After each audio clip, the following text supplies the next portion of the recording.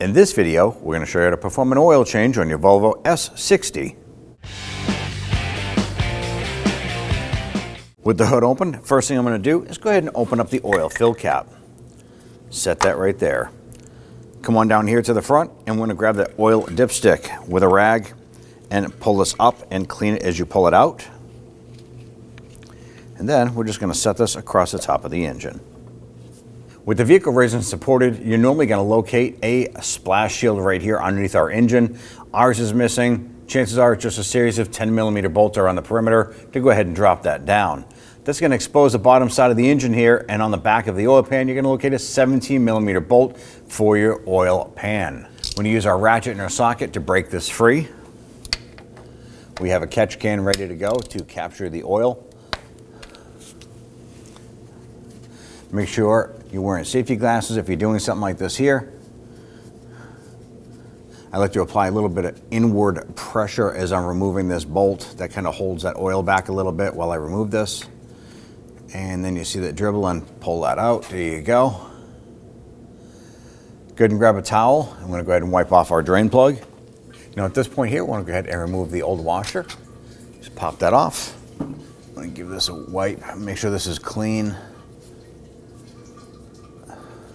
Before we install our drain bolt, we're going to go ahead and get a new washer for that. I'm going to install our washer and go ahead and thread that in.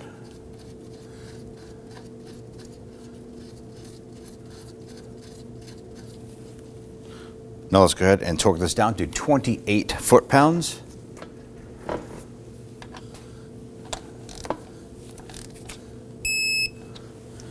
And go ahead and give that a wipe, clean that up. Now on the bottom side of the engine compartment here, you can notice on the passenger side of the engine is this oil filter cartridge cup right here. Now if you have a particular cup like this here that might fit over this, or you can use a band style, whatever you have to go ahead and loosen this. You want to be careful that it is plastic. Make sure you have your catch can underneath. Now this cup is sealed with a rubber O-ring. We will be replacing that as well. It's always good to be wearing rubber gloves when doing this because you're going to start to see oil run down. There it is. And here is your oil filter. I'm going to go ahead and grab that and pull that out. I'm going to use a little bit of spray solvent here just to try and clean up and then wipe this out. Clean up that engine area. And while we're there, I'm going to go ahead and grab that plastic cup, and here is the O-ring. I'm going to use a pick and I'm going to pull that off. I'm going to dispose of that. I'm going to use some spray solvent and clean off the threads here.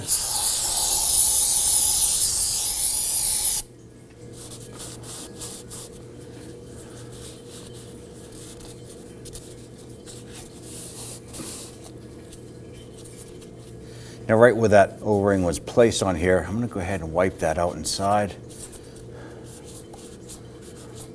I'm going to take the new supplied O-ring and go ahead and stretch it over.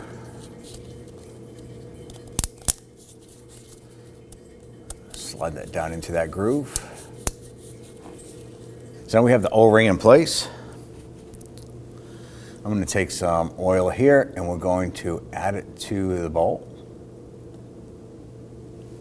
And take a little bit of that engine oil here and put some on the O-ring seal.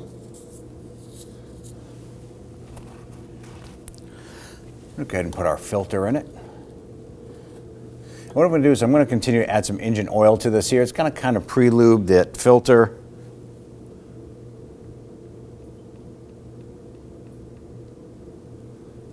I like to fill it up about 3/4 of the way. I'm going to take this here, line that up. Line up that filter, and then start to thread this on.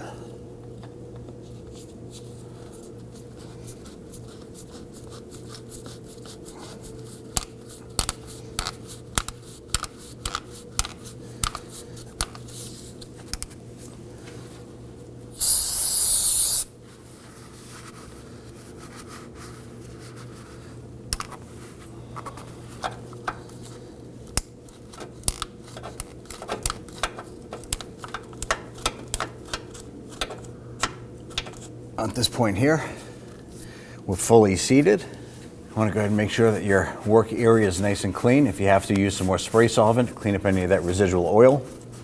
Now, if you did remove the under engine splash guard, now's a good time to go ahead and install it. Once again, we don't have ours, but go ahead and place it up, install your 10 mil bolts around the perimeter, and then we'll head up top. This engine requires 6.1 quarts of oil. I'm going to use a clean funnel and go ahead and start adding. And just going to continue this until we're all filled up. Now, we did find we're able to remove our funnel and just safely pour our quarts in. I'm going to go ahead and grab that cap, clean off around the bottom edge here, and we're going to install this. Let's go ahead and install our dipstick. Now at this point here, ideally you want to hop into the vehicle, start it up, let it run for about 15-20 seconds, shut it down, and come out here and take a look at that oil. You would pull this out, and you want to check the level. Now there's going to be a cross-hatch area, a low point and a high point. You need your oil to be right inside that, preferably near the upper line. Once you do that, you can go ahead and reinstall your dipstick. Clean up anything that you think you might have dribbled or spilled out here. With the key in the ignition, I want to go ahead and turn it 2 clicks. 1, 2.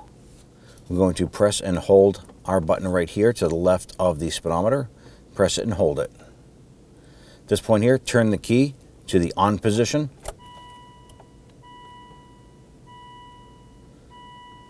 The flashing light on the triangle will go away. You can release the button. On the left hand side, it'll show you that your oil change or oil life has been reset. You can go ahead and turn the key back off, and then when you start the car the next time, the light should be out.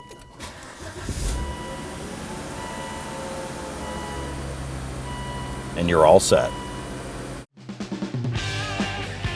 When only the best will do, demand TRQ. The only company that lets you view before you do. TRQ is committed to offering the highest quality aftermarket auto parts that are engineered for peace of mind. Thanks for using and viewing with TRQ.